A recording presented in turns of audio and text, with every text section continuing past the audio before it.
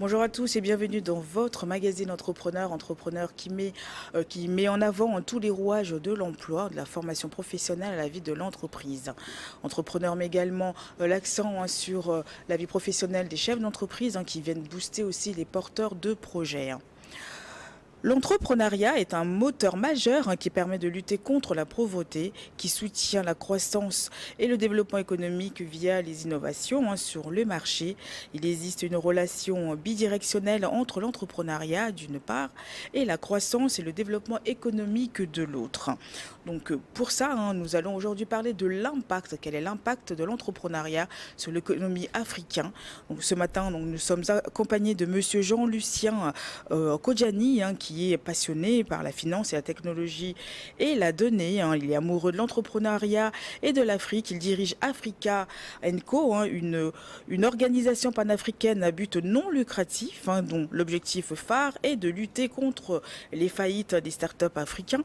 Et puis l'organisation Africa est représentée dans 5 pays d'Afrique occidentale et centrale. Il vise à être le leader dans la phase aval et de la chaîne de valeur de l'appui aux PME et aux PME, les startups africains. Et puis en deuxième partie de cette émission, Coco vous présentera donc le métier de la semaine. Et puis bon, on est là tous pour aussi parler d'entrepreneuriat. Bonjour messieurs, comment allez-vous? Bonjour, je vais bien, vous? Très très bien, ça Super, va. ça va bien. Ravi de vous avoir sur ce plateau, C'est un Monsieur plaisir. Kodjani. C'est un plaisir pour moi. Coco, comment ça va? Ça va? Ça va? La reprise? Bah, timidement, mais je pense qu'on est là. On est là par ce temps de fraîcheur. Oui. Donc voilà, écoutez, Monsieur Kodjani, en tout cas, encore une fois, ravi de vous avoir sur ce plateau. Vous êtes expert dans tout ce qui est entrepreneuriat et puis bravo aussi pour tout ce que vous faites aussi pour cette jeunesse. On parle de l'impact que joue l'entrepreneuriat sur l'économie africaine. Donc l'entrepreneuriat est considéré comme étant l'un des facteurs capitaux pour une économie en pleine croissance. Quel est l'impact de l'entrepreneuriat sur l'économie africaine? D'accord. Déjà, merci de m'avoir reçu et merci pour la question. Il faut dire que l'économie, de façon générale, pour ceux qui nous suivent, c'est tout simplement une activité humaine donc, qui consiste à produire, à distribuer et puis à consommer des biens. Donc, dans cette économie-là, il y a ce que nous appelons les agents économiques. Et l'entrepreneur, de fait partie de ces agents économiques-là. Donc, toutes les décisions, toutes les actions et toutes les activités que l'entrepreneur mène a de facto un impact sur l'économie, tant sur le plan positif que sur le plan négatif. Dépendamment de comment est-ce que ces activités sont menées. Donc, les impacts peuvent être d'ordre social, d'ordre économique et d'ordre financier. Et je pense qu'on peut-être on aura l'occasion d'arriver là. De développer un peu plus. Mais c'est vrai que comme vous dites, donc ça a de l'impact aussi. Donc ça veut dire que bon, quand on crée une entreprise, que ça marche ou pas, oui, c'est ça. Ça agit vraiment sur l'économie du pays. Il y a la perte d'emploi, Ouais. il y a la capacité dépensière de l'État qui se voit diminuer parce que l'entreprise n'est plus. Il y a des familles qui dépendent des salaires de ces emplois-là également qui se retrouvent à la misère. L'impact est énorme. Énorme. Oui. Et justement, quelle est l'importance de l'entrepreneuriat en Afrique? Ok, je crois que pour pouvoir mesurer l'importance de l'entrepreneuriat, il faut qu'on parte des constats. Il y a récemment, je lisais un article sur le site de la BAD, donc Banque africaine de développement, où on disait que l'Afrique aujourd'hui est un continent majoritairement jeune. Ça veut dire que nous avons aujourd'hui 450 millions de personnes de 15 à 35 ans qui résident sur le continent africain. Et en 2050, on va passer de 450 à 830 millions de personnes sur le continent africain. Chaque année, on a 10 à 20 millions de jeunes qui arrivent sur le marché de l'emploi. C'est le premier constat que je voudrais qu'on retienne. 10 à 20 millions de personnes qui arrivent sur le marché de l'emploi. À côté de cela, les investissements, les financements, la création d'entreprises n'évoluent pas au rythme d'évolution de la demande de l'emploi. Ça veut dire que l'offre d'emploi est largement inférieure à la demande d'emploi. Donc ça, c'est le premier constat. Pour résoudre ce problème-là, logiquement, il faut créer des emplois pour résoudre le problème. de chômage, il faut créer des emplois. Et vu qu'on n'a pas assez d'investissement de création d'emplois, le seul moteur qui reste aujourd'hui, c'est l'entrepreneuriat.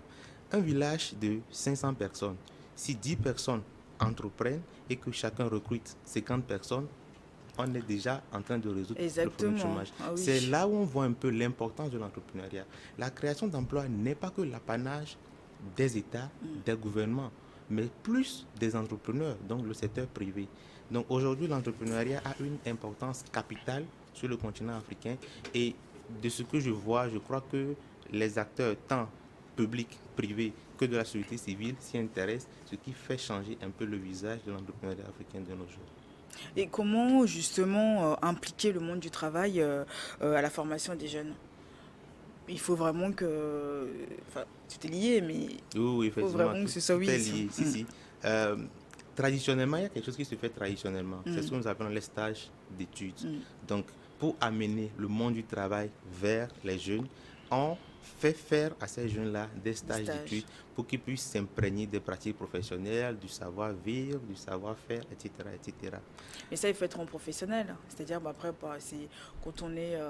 je parle de formation, de l'orientation professionnelle, pour vraiment pratiquer ces stages-là en entreprise. Oui, il faut avoir d'abord un background sur le plan éducatif et après s'orienter vers un métier. Et sur les bancs de l'école aujourd'hui, il y a dans certains pays africains, on ne finit pas les études avant d'embrasser le monde professionnel. Dès les classes, ou bien dès les études, on vous envoie dans les entreprises pendant des stages d'été, etc., pour que vous puissiez vous confronter à ce monde-là. Mais deuxièmement, comment amener le monde du travail aux jeunes? Et pour moi, c'est là où le point ou bien l'accent doit être mis, c'est de ne recruter qu'au niveau de ces écoles-là des praticiens. C'est-à-dire que un prof d'entrepreneuriat doit obligatoirement être un entrepreneur pour enseigner la pratique, donc le monde du travail à ces jeunes-là. Un prof de mécanique doit être un mécanicien et la liste elle est longue. Oui, pour comprendre vraiment, oui, parce que ça ne suffit pas de lire et Merci, enseigner. effectivement. Ouais. C'est exactement ce qu'il faut pour pouvoir résoudre ces problèmes-là et montrer aux jeunes, déjà un prof entrepreneur, il donne l'envie aux jeunes d'entreprendre. Oui. Parce qu'il va leur parler de son quotidien, il va leur parler du chiffre qu'il gagne, il va leur donner de l'ambition. Et sur la base de tout cela, le jeune, quand il sort, il est doué pour quelque chose, automatiquement, il se lance dans l'entrepreneuriat et il met en place là. Ouais. Mais est-ce que ça existe ici les études, on peut aller à l'école une semaine en pratique, en formation? Alors, de cette façon-là, non, mais on peut aller à l'école 6 mois, aller en stage 6 mois. 3 mois, revenir à l'école jusqu'à peut-être finir son cycle. Mais c'est plus pour les cycles universitaires. Oui. On ne voit pas ça dans les classes de lycée ou bien de collège. Oui. C'est vrai que tout ça, là, c'est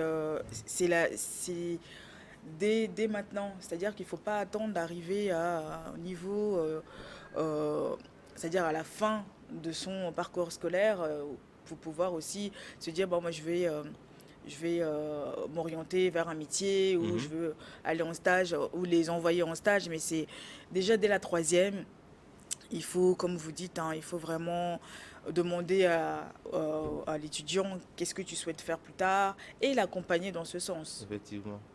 Je pense qu'aujourd'hui, il est indéniable que le jeune africain arrive un peu âgé sur le marché de l'emploi.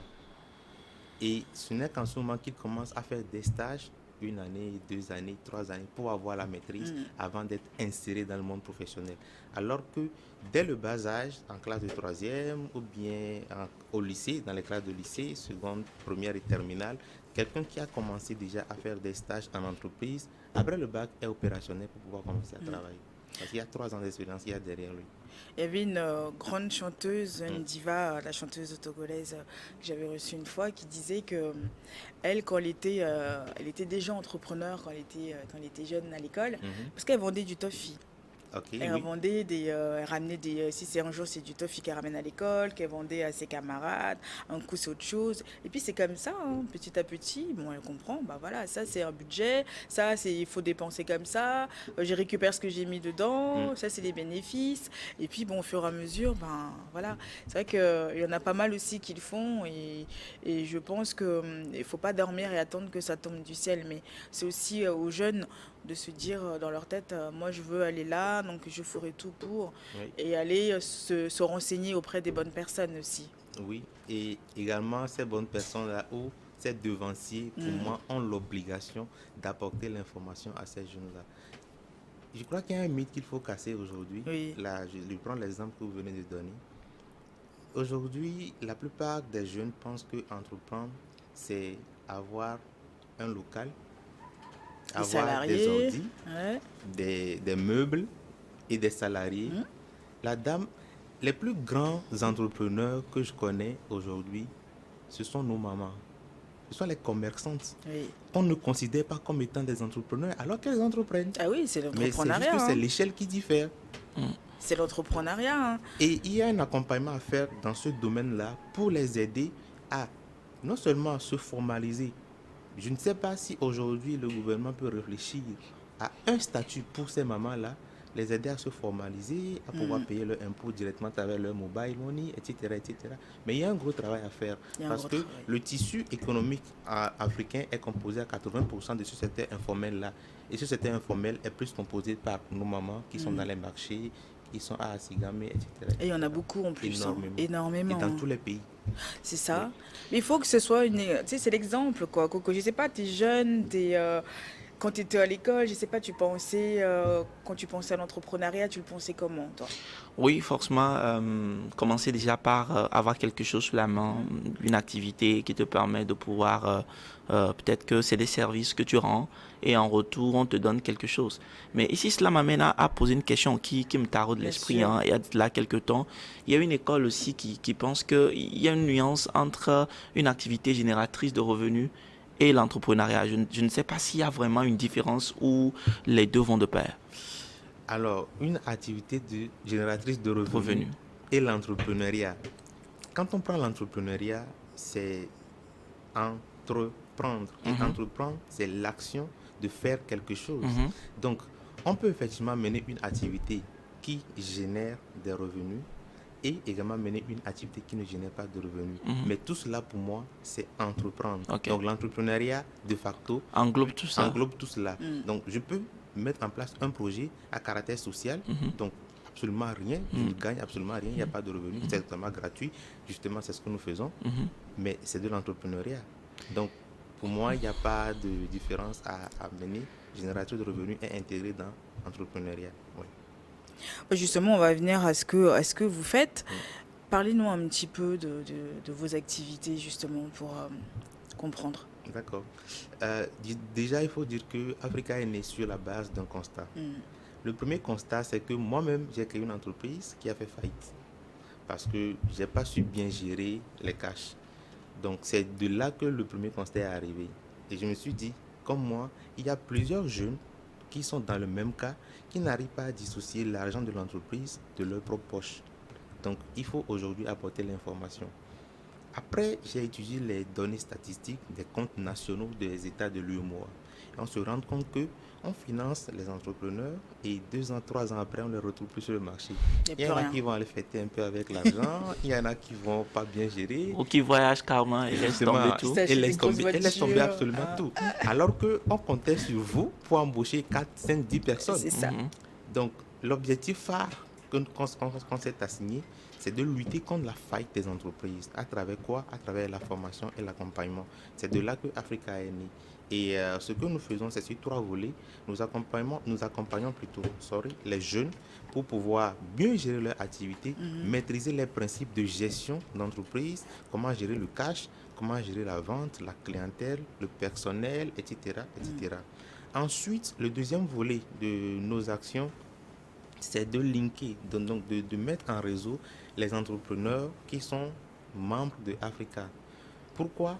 pour que les entrepreneurs puissent avoir confiance en eux-mêmes et s'échanger des biens et services. Ce n'est pas la peine de tout le temps aller outside pour pouvoir ramener des produits. Mais ce que tu cherches peut-être en Chine, il y a ton collègue au Burkina Faso qui est en train de faire la même chose. Pourquoi ne pas aller vers lui? Il y a ton collègue au Tchad, il y a ton collègue au Zimbabwe. Donc justement, le but, c'est de les mettre en réseau pour que vous puissiez échanger des biens et services. Et à ce titre-là, nous avons accompagné un entrepreneur burkinabé pour s'approvisionner au Sénégal. Pour pouvoir justement pour pouvoir continuer ses activités. Et le troisième volet, c'est comment faire pour que les entrepreneurs s'associent.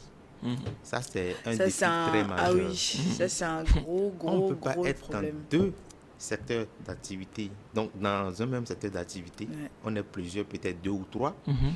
Et on va sur le même marché et on évolue séparément. Ça n'aide pas à faire grandir l'entreprise. Aujourd'hui, pour qu'un entrepreneur puisse prétendre à un marché national, l'État va demander le niveau du chiffre d'affaires annuel. Si on associe 3 personnes qui ajoutent leur chiffre d'affaires, c'est énorme. C'est énorme, oui. 10 millions par ici, 15 millions par là, 20 millions par là, c'est énorme. Oui, mais sauf que là, chacun prêche pour sa paroisse. Bah oui, merci. L'État va regarder un second élément, c'est l'effectif. Vous employez combien de personnes pour pouvoir bien réaliser le marché que je vais vous octroyer? C'est un marché de milliards. Donc, justement, quand vous vous mettez ensemble, vous avez plus de force pour aller prétendre à ce marché-là. Mais quand vous évoluez comme ça, en vase séparé, un multinational viendra prendre le marché devant vous. Parce que la multinationale a les ressources nécessaires et réalise le chiffre d'affaires qu'il faut pour faire ce travail-là. Donc, voilà un peu les activités que nous menons au sein de Africa. Ok, bah écoutez, on va revenir sur tout ça, juste après le journal. Restez avec nous, on marque un temps de pause.